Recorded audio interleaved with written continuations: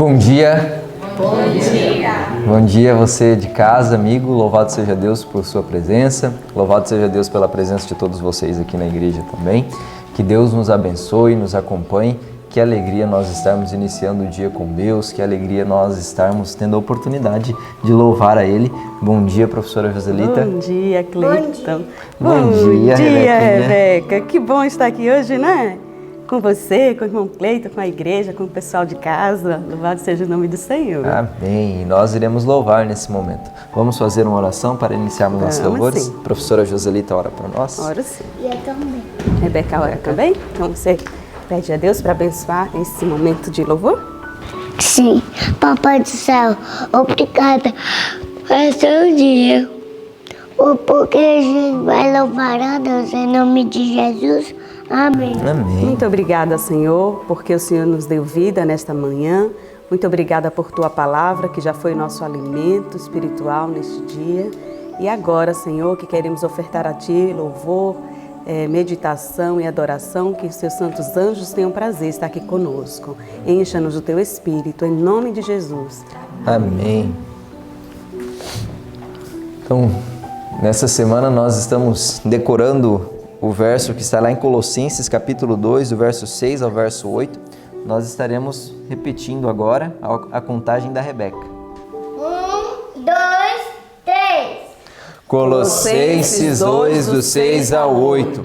Como, pois, recebestes o Senhor Jesus Cristo, assim também andai neles, arraigados e edificados nele, e confirmados na fé, assim como fostes ensinados, nela abundando em ação de graças. Tende cuidado para que ninguém vos faça presa sua, por meio de filosofias e vãs sutilezas, segundo a tradição dos homens, segundo os rudimentos do mundo, e não segundo a Cristo. Colossenses 2, do 6 ao 8. Colossenses 2, do 6 ao 8. Como, pois, recebestes o Senhor Jesus Cristo, assim também andai nele, arraigados e edificados nele, e confirmados na fé, assim como fostes ensinados, nela abundando em ação de graças. Tende cuidado para que ninguém vos faça presa sua, por meio de filosofias e vãs sutilezas, segundo a tradição dos homens, segundo os rudimentos do mundo, e não segundo a Cristo. Colossenses 2, do 6 ao 8. Colossenses 2, do 6 ao 8. Como, pois, recebestes o Senhor Jesus Cristo, assim também andai nele, arraigados e edificados nele, e confirmados na fé, assim como fostes ensinados, nela abundando em ação de graças. Tende cuidado para que ninguém vos faça presa sua, por meio de filosofias e vãs sutilezas, segundo a tradição dos homens, segundo os rudimentos do mundo, e não segundo a Cristo. Colossenses 2, do 6 ao 8. Amém. Amém. Amém. Deus seja louvado. Amém. Então, vamos para o estudo do nosso livro, da leitura de hoje. Estava lá em 2 Reis, o capítulo 24, o capítulo 25, o final do livro. Hoje nós encerramos o livro de Reis, né, os dois livros, e também lemos o capítulo 35 do livro Profetas e Reis, e chegamos aí ao triste fim que nós viemos pronunciando aí como profetas do Senhor há um tempo já, falando sobre o cativeiro que viria para a tribo de Judá, como Israel ele foi disperso, as 10 tribos, agora como um mal viria sobre a tribo de Judá e Benjamim ali, onde tinha sua capital em Jerusalém, e a partir dali eles deixam de ser uma nação que eles foram um dia. Nós chegamos na culminância do que a gente vem falando, e isso dá uma certa tristeza, porque a gente acompanhou por um bom tempo, né, o estudo deles, a formação deles, como Deus os ergueu como uma nação, como eles se estabeleceram, como eles se rebelaram, pediram um rei, Deus mesmo contra a sua própria vontade, permitiu que eles tivessem um rei, e a partir dali eles começam uma série de degradações espirituais, morais. Como se separaram, né? Como se separaram depois as tribos, né? Como o reino é dividido. Jeroboão já inicia causando uma grande apostasia no povo, levantando aqueles 2 bezerros, e a partir dali, influenciados até o fim, fim, o reino do norte sofreu influência de Jeroboão, né? Do constante, para ver como que o pecado ele tem o poder assim de ser passado se não resistido. Se é permitido ele permanecer ali no meio, vivenciado com ele vai sendo transposto de geração em geração, e eles caíram profundamente. E agora nós chegamos no resultado final, que Deus havia mandado muitos profetas adverti-los: se converta ao Senhor, eu vou lhe mandar juízo, se converta ao Senhor, busque ao Senhor, não faça isso, desista desses maus caminhos. E eles continuaram até o fim, até que culmina no que nós estudamos hoje, que é a Babilônia ascendendo ao governo, ascendendo ao poder mundial, tendo poder sobre todos. A Síria perde o seu poder que ela tinha ali como uma nação maior ali, não tinha poder mundial como teve Babilônia, porém ela dominava toda a região, era um grande oponente ali. E quando a Síria cai, já pela Babilônia, a Babilônia some ao poder e ela domina todas as nações, e como um juiz, como um servo de Deus, vem Nabucodonosor para infligir juízo sobre Judá, aqueles filhos que foram rebeldes a ele. Isso mesmo. Aqui no capítulo 24, nós já vamos encontrar, Cleiton, essa ascensão de Nabucodonosor, né? Ele vem, ele cerca Jerusalém, ele toma, na verdade ele queria fazer de todas as nações seus vassalos, né? Que eles se submetessem ao domínio, ao império babilônico que ele queria formar. E de fato ele formou, né? Foi um grande, vamos dizer assim, um grande rei, reconhecido por todos, tanto que mais na frente a gente vai ver, né, no sonho que Nabucodonosor tem, depois Daniel também, o Senhor revela, ele era a cabeça de ouro, né? O maior reino. O maior reino, né? O maior império, e todas as nações se submeteram. Quem seria Judá totalmente apóstata para resistir àquela força que vinha, né, como um rolo compressor sobre aquela nação? Isso. E as últimas mensagens dos profetas para eles foram, né, vocês não vão mais, não há possibilidade desse juízo não cair sobre vocês, vai vir, mas não resista, mantenha-se pacífico, o juízo vai vir, se submeta. E se eles tivessem se submetido a Nabucodonosor ali, teria sido muito mais fácil essa condenação sobre eles, né? Mas eles foram rebeldes até nesse momento.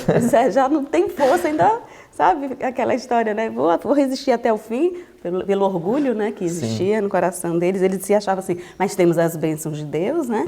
Como é que vai acontecer alguma coisa conosco? E nem lembravam que o reino do norte já tinha, né, se acabado. E eles agora poderiam tomar como exemplo também as outras nações. O próprio Deus diz, vocês viram se os outros deuses conseguiram salvar seu povo, né? Como é que vocês acham que o Deus eterno, né, vai se submeter a isso?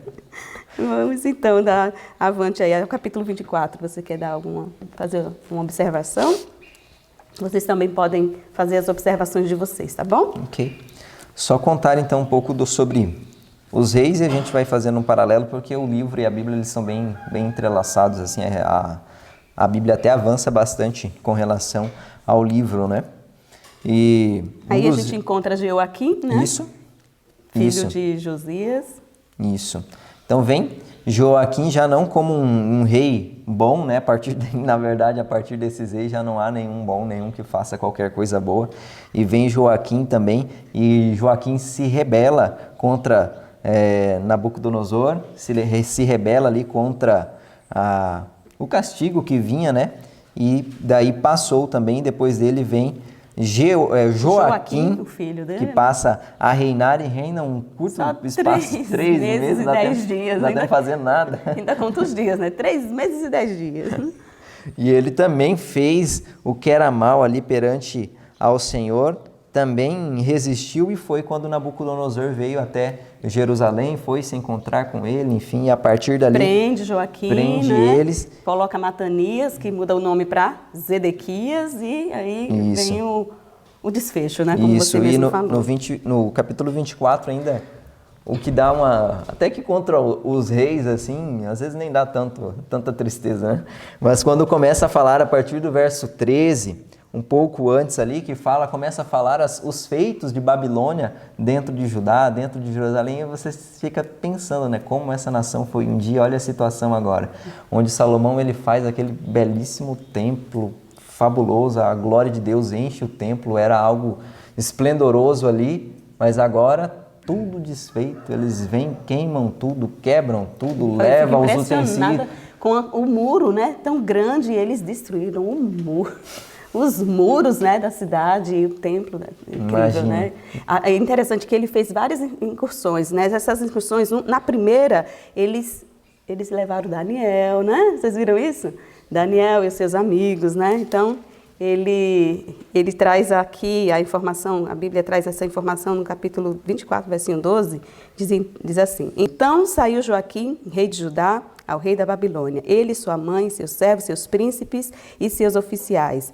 E o rei de Babilônia o tomou preso no ano 8º do seu reinado. Foi justamente aqui que supõe-se que Daniel e os seus amigos, seus companheiros foram levados cativos, porque eles eram príncipes, né? E a gente sabe da história, eles foram levados porque também eram bonitos, eles eram nobres e eles eram inteligentes. E depois a gente vai conhecer essa história que é muito linda, tem servido de inspiração para muitos jovens e todos nós, né, cristãos. Exato. Depois que Joaquim ele é levado, né, colocado o seu tio, Matanias, cujo o rei muda o seu nome para Zedequias. E ele faz isso com todos, né? Daniel muda de nome. Ele era cheio disso, né? Eles tinham que colocar o nome das suas divindades, né? Então, ele tem todo um processo aí com relação ao nome, né? E Zedequias também, ele se rebela ali e vem a Babilônia, faz um cerco em volta de Jerusalém. 2 anos de cerco. Uma fome terrível ali.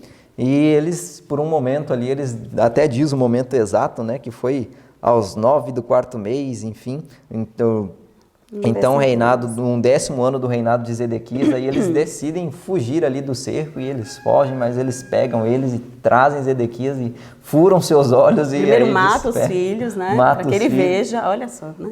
A gente diz assim, é muita crueldade, mas era assim que eles mostravam domínio, né? Poderio, então eles iam, assassinavam os filhos, furavam os olhos, prendiam. E ele ficou lá preso por muito tempo. Aliás, depois foi assassinado, né? Isso. E o Joaquim, que foi preso, ficou preso 37 anos. E já depois, mais tarde, a gente vai encontrar Evil-Merodach, que foi rei de Babilônia, libertando ele desse cativeiro, mas dando a ele uma posição de honra na mesa dele. Mas ele ainda era vassalo, né? E era essa para ser a condição, né, de todos eles, se eles tivessem se submetido, assim como o Joaquim. Não precisariam sofrer. Não precisariam. Estariam em cativeiro, mas não precisariam ver seus filhos mortos, né? Não precisariam se tornar escravos. Eles iam ser ainda considerados como nobres, né? Numa corte, a maior corte do mundo e única, né? Então, eles poderiam receber essa honra e no tempo certo, Deus iria trazê-los, como ele trouxe, né? Isso. Na época de Neemias, nós vamos encontrar já o Senhor Deus restaurando Jerusalém novamente. Isso. E aqui a gente vê o fim do governo ali de reinado em Judá. Isso. Zedequias foi o último rei, a gente vai estudar sobre ele amanhã no livro. Ele foi o último rei de Judá e nunca mais Judá se tornou a mesma. A partir dali só mudava a nação que dominava. Veio da Babilônia, os Medos Persas, a Grécia, Roma e aí eles foram completamente destruídos. Isso mesmo.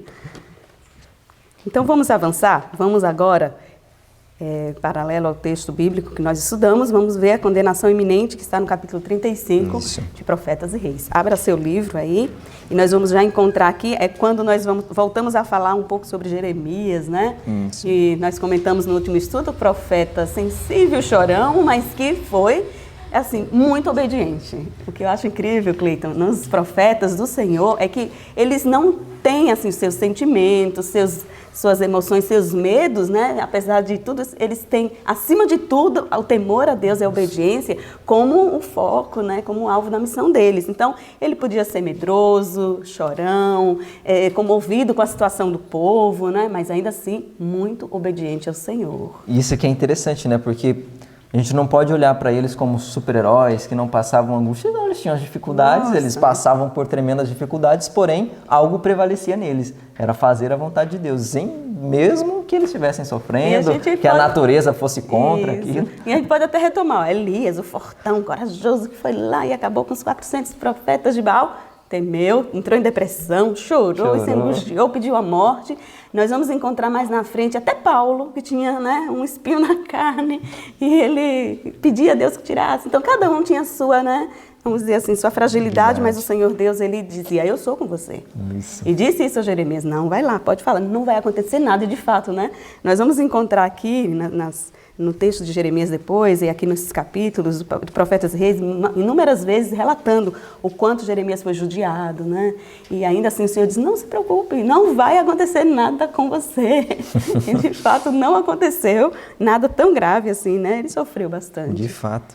E nós vemos aqui que Jeremias, ele foi um profeta ali daquele tempo, né, que viveu todo esse tempo antes do exílio, depois do momento ali do exílio. E eu achei interessante que Jeremias ele passa a falar e a ensinar de diversas maneiras, não só por palavras ali, depois ele passa meio que encenar ali, fazendo parábolas encenadas ali entre o povo, para que o povo entendesse. E uma das primeiras ali foi com os recabitas, né? Ele junta um monte de recabitas ali e tal, reúne eles e agora oferece vinho. Não, toma um pouco de vinho aqui, eles não. Jamais, enfim, seguindo nosso pai Jonadab, não vamos lá. Pois é, que eles não podiam tomar vinho, né? Segundo o texto bíblico a gente já conhece e eles não podiam tomar vinho. E essa ilustração é interessante. Isso que você falou é bem interessante, porque o Senhor Deus, ele trabalha conosco de modo bem didático, né? Ele vai e ensina. Por exemplo, o santuário, todas as partes, né, as peças, o pátio, o santo, o santíssimo, todos os móveis, os utensílios, os serviços no templo, tudo isso era uma forma didática de Deus mostrar o plano dele de salvar o ser humano. A mesma coisa, ele chama o profeta e diz, olha, vamos lá, vamos ver se esse povo que parece que não entende ou por parábola, ou por ilustração, por qualquer coisa aí, o que eles estão, para ver se acordam, né? Sim. Os juízos do Senhor são juízos educativos. Ele vem, ele chama, ele aperta, para ver se você desperta, para ver se a gente enxerga o estado, a situação em que nós estamos. E aí, nesse parágrafo que diz, eu acho que é página 423, o segundo parágrafo, né? Que é o que você trouxe aí, vem falando exatamente sobre isso, que é com o propósito de ilustrar a importância de render implícita obediência aos reclamos de Deus. Aí vem essa história dos recabitas, né? E eles permaneceram fiéis, e depois vem a aplicação, né? Se até eles permanecem fiéis aos pais, enfim, a Recabe, filho de Jonadab ali, que proibiu eles de tomar vinho, permanecem fiéis até hoje. E vocês, que são meus filhos, por que vocês não permanecem fiéis a mim? Por que vocês se rebelam? Por que vocês não mantêm meu conserto e se rebelam constantemente? E no texto aí, na página 426, diz, vou pegar aqui da página 425, que vem no finalzinho, que a lição é para nós. Acompanha aí, por favor, o último parágrafo. Diz assim, a lição é para nós. Se os requisitos de um pai bom e sábio, que usou o melhor e mais eficaz meio de garantir sua posteridade contra os males da intemperança, a questão do vinho, né? Foram dignos de estrita obediência, sem dúvida, a autoridade de Deus deve ser tida em muito maior reverência, quão mais santo ele é que o homem. Logicamente, né? Maior consideração merece Deus, porque foi ele quem... Olha, imagine só, se ele diz, vocês mantêm uma tradição, vocês são firmes, né, nessa tradição e não observam aquilo que eu estou dizendo, vocês têm que considerar mais a minha palavra. Não é, Cleiton? Que coisa incrível. O Senhor Deus, e a paciência de Deus é incrível, né? Mesmo já no finalzinho aqui, a gente vê o Senhor Deus muito paciente, muito amoroso, ainda mandando lições. Poderia chegar já com a nação de Nabucodonosor, né? Os caldeus entrariam lá e destruiriam tudo, e ateariam fogo em tudo e acabaria. O juízo já tinha sido dado, né? Muito tempo antes. Pois é. Justamente. E o Espírito Santo, ele vai trabalhando. Eu achei interessante que o livro diz que ele trabalha até um certo ponto. Até um momento o Espírito Santo age.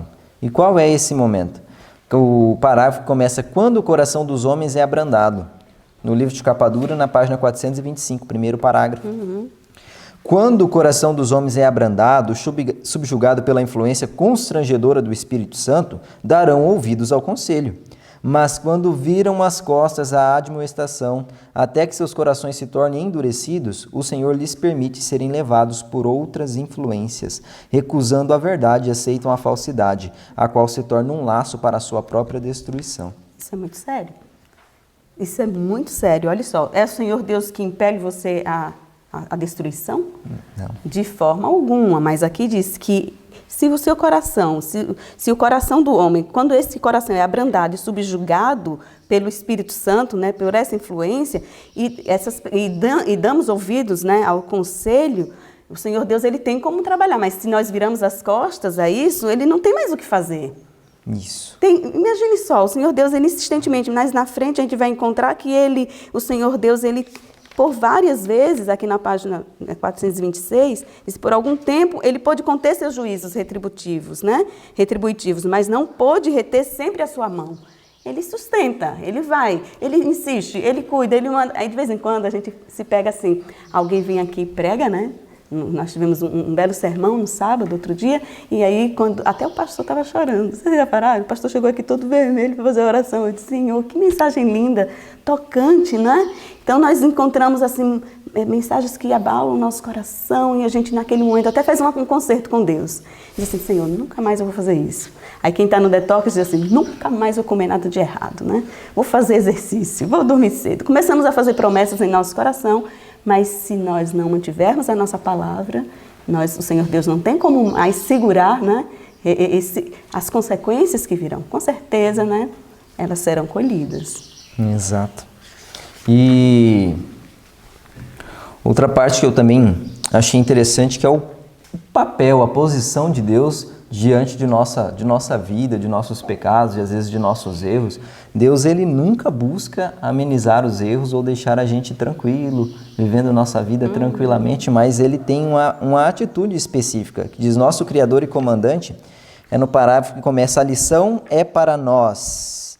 Eu vou ler adiante, no meio do parágrafo, mais ou menos. Nosso Criador e Comandante, infinito em poder, terrível no juízo, procura por todos os meios levar os homens a ver seus pecados e deles se arrependerem. Então Deus, ele procura, de um jeito ou de outro, porque a intenção dele é salvar-nos, independentemente da situação. Nós estamos olhando essa situação de juízo sobre Judá, mas não era um Deus zangado, irado, agora vocês vão me pagar, agora vocês vão ver, vocês vão sofrer o que vocês me fizeram sofrer como pai. Não era essa a intenção é que eles aprendessem, que eles fossem para lá cativos e entendessem que eles necessitam obedecer a Deus, se arrependessem e voltassem. Aqui nesse parágrafo, voltando na página 425, o segundo parágrafo, diz claramente, no finalzinho, diz assim, por muito tempo estivera Deus retardando seus juízos, mas agora ele faria cair sobre eles o seu desprazer como derradeiro esforço no sentido de detê-los em seu mau caminho. Então, o cativeiro era para evitar um mal pior. Né? Eles precisariam estar ali seguros, porque imagine só, se eles ficassem, e ficaram, né? Nós vamos encontrar os nobres indo para a Babilônia, né? Os mais fortes, os inteligentes, tal. Inteligente demais, Nabucodonosor, né? Levou os melhores, aqueles que seriam conselheiros, os que seriam os trabalhadores, e deixou os pobres, né? Até o livro fala 2 vezes, né? Ele deixou os mais pobres na terra. Não podiam fazer nada, não tinha dinheiro, não tinha nada, tudo destruído, templo destruído, muros destruídos, eles não tinham nada. E nós vamos encontrar depois Esdras e Neemias chorando, se lamentando, porque o povo estava morrendo de fome, né? Na terra de Jerusalém, lá em Judá. Então nós vamos encontrar o Senhor dizendo, olha, é para preservar vocês, que vocês vão cativos. Muitas vezes o sofrimento e as dificuldades vêm em nossa vida para preservar de a gente entrar no mal pior. Imagine você, eu sempre digo, né? Eu dizia muito a Sofia, como é que pode, minha filha? Eu vou para o céu, você não vai, você continua errando assim. eu tenho que ver você no céu também. Então, para evitar que ela entrasse, né? Eu assustava, né? Eu aterrorizava a bichinha. E é assim que o Senhor Deus faz. Mas o Senhor Deus, ele vela pela palavra dele. Nós vimos, né, no último texto que estudamos, o Senhor dá-lhe pendente. Ele disse, olha, eu falei, eu vou cumprir. Ou vocês acham que eu minto? O Senhor Deus não mente, né? Verdade. E a senhora falou da sua relação com a Sofia. Lembrei também da parte de um texto que vem trazendo, né? Que apesar de toda essa apostasia, Deus ainda tinha pessoas fiéis. e mantinha pessoas fiéis. E essas pessoas eram fiéis devido à influência do lar, devido à influências à educação que eles receberam em casa. Olha o parágrafo que começa: como a mais suave música, página 427. Como a mais suave música, essas promessas de livramento caíram nos ouvidos dos que mantinham firme na adoração de Jeová. Essas promessas, no caso, a mensagem de Jeremias. Nos lares do elevado e do humilde, onde os conselhos de um Deus que guarda o concerto eram ainda tidos em reverência, as palavras do profeta foram repetidas uma e outra vez. Mesmo as crianças foram fortemente animadas, e em sua mente jovem e receptiva foram feitas duradouras impressões. E depois a gente vai ver nos parágrafos posteriores que Daniel estava num desses lares. E era uma dessas crianças que foi fortemente impactada. E que quando levados sozinhos para o cativeiro, permaneceram firmes. Eu queria ler isso aí, eu gostei tanto que eu marquei aqui. Sim. E o texto diz assim, ó, no próximo parágrafo que tem: foi sua conscienciosa observância das ordenações da Santa Escritura que nos dias do ministério de Jeremias proporcionou a Daniel e seus companheiros oportunidade de exaltar o verdadeiro Deus perante as nações da terra. A instrução que essas crianças hebreias haviam recebido no lar de seus pais fê-los fortes, olha, essa palavra é linda, né? Pelos fortes na fé e constantes no serviço ao Deus vivo, o Criador dos céus e da terra. Quando logo no início do reinado de Joaquim, Nabucodonosor pela primeira vez sitiou e capturou Jerusalém e transportou a Daniel e seus companheiros, viu que a gente tinha comentado, né? Juntamente com outros especialmente escolhidos para o serviço na corte babilônica, a fé dos cativos hebreus foi provada ao máximo. Ao máximo. Mas os que tinham aprendido a pôr a sua confiança nas promessas de Deus, verificaram que estas eram todos suficientes em cada experiência, porque foram chamados a passar durante a sua estada numa terra estranha. As Escrituras, olha aí o texto, as Escrituras provaram-se-lhes um guia e um arrimo, um esteio, uma força, né? Um apoio. Amém. Então, nós vamos encontrar aqui, se você prepara seus filhos em tenra idade, a Rebequinha, se continua assim, né, Rebeca? Nos caminhos do Senhor, que poder Deus terá aqui nessa terra para combater o mal, para levar a luz do Senhor, difundir a luz de Deus nos corações. E quando a gente vê os comentários, né, a gente sai todo dia, a gente olha assim, olha, a Rebeca voltou, né, coisa linda, que menina sabida, que menina lindona. Então a gente vê que é uma influência. Isso, pelo vídeo você vê tudinho, né? E o Senhor Deus, Ele quer usar desde os mais pequeninos aos mais velhos para que sejam fontes de influência, né, e sabedoria para essa terra. E é a palavra, é em cima da palavra, né? Muito bem, que fortaleza é isso. E seguindo, a não ser que a senhora tenha algum outro comentário, eu já vejo a questão do rei, quando Jeremias ainda ele continua a pronunciar as suas profecias de juízo ali, foi amarrado num tronco, encarcerado ali para que ele não mais falasse nada ali contra a nação, contra Judá, não mais denunciassem os erros, mas ainda assim ele continua falando, ainda chamam um escrivão ali, não, me ajuda aqui, vamos escrever um rolo aqui que essas palavras têm que ser disseminadas. E Joaquim era um rei meio corrupto, né? Construiu casa para ele, de cedro, diz aqui o texto, mas de forma, vamos dizer assim, explorando o trabalho das pessoas, né? Ele usou vamos dizer, de desonestidade. O Senhor não aceitaria aquilo de forma alguma. A casa dele era magnífica. Isso. E um dia chega aí esse rolo, né, nas mãos de Joaquim para ver se acorda. Vamos ver se esse rei desperta aí da sua cegueira. E aí ele lê e acata tudo? É isso que acontece, Cleiton? Não, ele lê a primeira frase só para ver o conteúdo, né? Deixa eu ver se é coisa boa ou é coisa ruim. E ele queima o rolo, achando que as palavras do Senhor poderiam ser queimadas, né? Isso. Quantas Bíblias foram queimadas, destruídas, e nós temos ainda a palavra do Senhor em nossas mãos? E aquele rolo que já estava tudo gravado na mente do profeta, escreve de novo. Escreve tudo de novo, Baruque. E se Deus que tinha dito, que diferença fazia? Se o rolo estava queimado, não estava inteiro, era obedecido, não era? Se ele cria ou não cria, ia acontecer de qualquer forma. E aí a gente vê que esse foi o momento final ali de oportunidade para Joaquim, que ele poderia ter decidido se arrepender e se colocar ao lado de Deus. Aquela foi a última mensagem assim para ele. A última chance mesmo, né? Ao queimar o rolo acabou o tempo, né? Acabou a chance. Foi a última. Imaginou encerrar salvação, acabou, não tem mais nada para você. Que coisa terrível, né? Que juízo ele trouxe para si mesmo. Isso, porque Deus ele aceita somente uma coisa, né? E tem uma parte que fala que ele não aceita nada menos que um coração quebrantado e um espírito contrito. E ele queria ser do lado mesmo, porque depois a gente vai encontrar, por exemplo, vem um profeta e diz palavras lisonjeiras, né? E aqui o texto, na página 435, aqui o texto diz assim: o plano de Deus não é enviar mensageiros que lisonjeiem e adulem os pecadores. Ele não envia mensagens de paz para adormentar o não santificado em insegurança carnal. Ao contrário, ele coloca o quê? Um pesado fardo. Pesado fardo. Então, foi pesado. Quando ele ouviu, você acabou de falar, né? Leu a primeira linha, ele já queimou o rolo e não quis mais ouvir e acabou o tempo dele. Isso, fala que ele mortifica a alma com os aguilhões da convicção. Nos implanta na mente a convicção do pecado, né?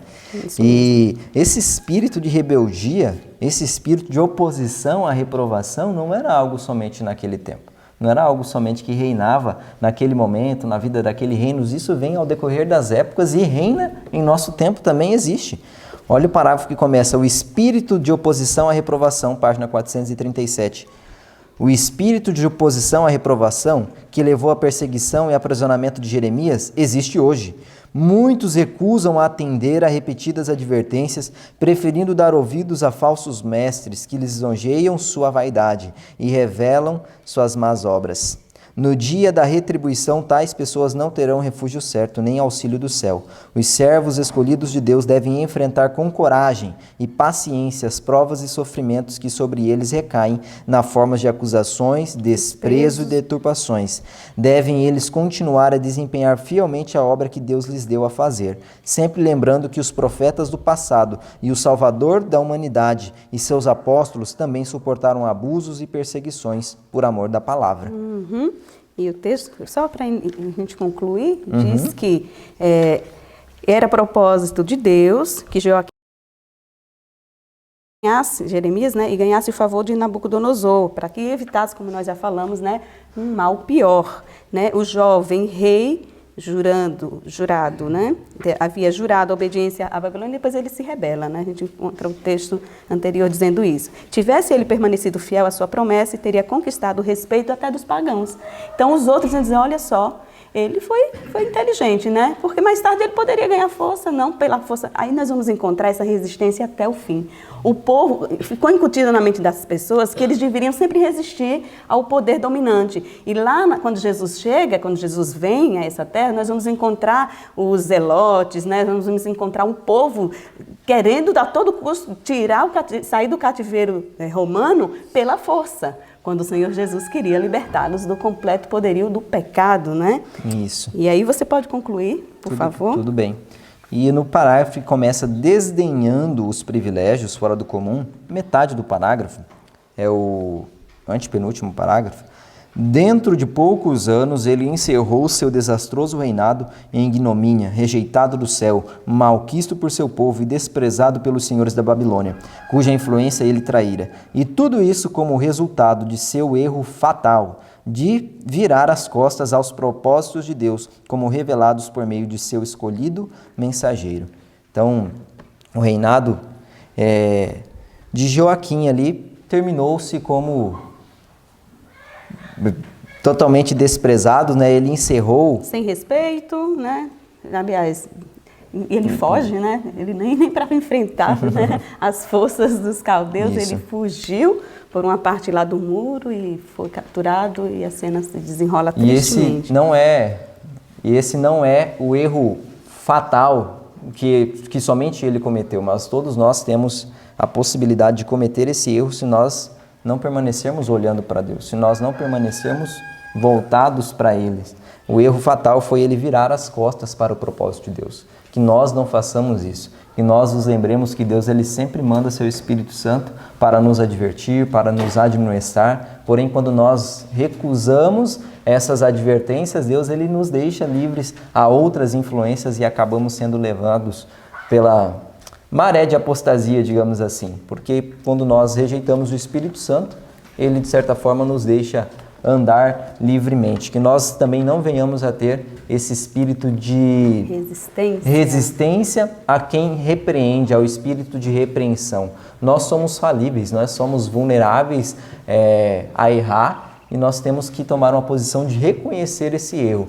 Quando nós reconhecermos e com humildade aceitarmos a reprovação de Deus, nós teremos em nossa vida o que aconteceu na vida de muitos outros servos, como Davi, que apesar de todos os erros, devido ao seu coração contrito e humilde, foi considerado muito grande, um homem segundo o coração de Deus, porque aceitou a reprovação, não porque não tinha erro, mas porque teve uma posição certa diante dos erros. Que nós não venhamos a ter esse espírito firme aqui, disposto a não ser repreendido, porque somos falíveis e sempre que nós aceitarmos, recebermos os conselhos para nós e mudarmos em prol deles, aí nós seremos reconhecidos pelo céu e os propósitos de Deus continuarão vigentes em nossa vida. Amém. Que Deus nos ajude, nos abençoe, para que nós possamos prosseguir e não tenhamos o mesmo triste fim que teve a nação de Judá em sua rebeldia. Vamos orar, Rebeca?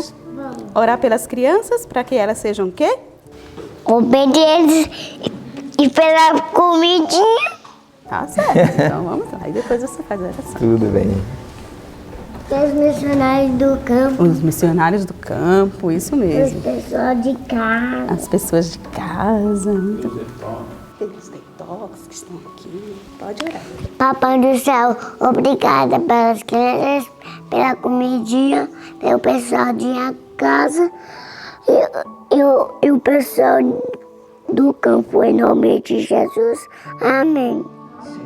Senhor Deus, muito obrigado por esse momento de estudo e que não seja apenas um momento onde a gente aprende a história e vê o triste fim do reinado, dos reis ali de Judá, mas que possamos aprender sempre que nós mantivermos os olhos fixos em Ti, aceitando as advertências do Espírito Santo, por mais que o Senhor coloque sobre nós pesados fardos para que o nosso pecado fique evidente diante dos nossos olhos, por mais que o Senhor mande mensageiros, pessoas que nos repreendam, nos orientem, que nós possamos estar dispostos a aceitar, a nos corrigir, a nos apoderarmos da força que vem de Ti para nos mantermos fiéis a Ti e aos Teus propósitos. Dê-nos a Tua companhia, que Teu Espírito Santo não se afaste de nós devido à nossa rebeldia, mas que com o coração contrito e humilde nós possamos nos achegar ao Senhor. Dê-nos um dia tranquilo, um dia em paz, a nós aqui na escola, a todos os que estão em casa, todos que estão no mundo afora, que todos sejam alcançados por Ti. Em nome de Jesus. Amém. Amém. Para o pessoal de casa, para o pessoal do campo. E aí, vamos dar um tchauzinho a todos de casa? A gente vai falar até amanhã. Até amanhã. Até amanhã. Até amanhã. Tchau.